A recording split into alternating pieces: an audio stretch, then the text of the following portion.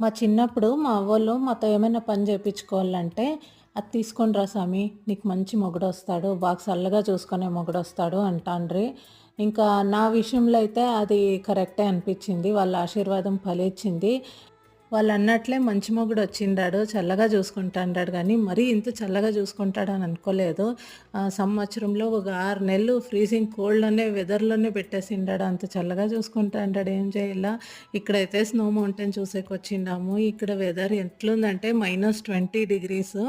ఏమీ ప్రొటెక్షన్ లేకుండా ఉండవడంటే జనాలు ఏమైపోతారో ఏమో తెలీదు. మేము దిగిండాము కారు నుంచి. దిగి ఒక 5 మినిట్స్‌కేనే ఉండేకైతాండ్లేదు. ఫోటో తీసుకుందాం, వీడియో తీసుకుందాం అని మొబైల్ తీసినా గూడా చేతులు సెన్సేషన్ లేదు. ఏమీ వర్క్ అయితాండ్లేదు. అట్లయిపోయింది. చేతులు, ఫేసు అంతా రెడ్ అయిపోయింది.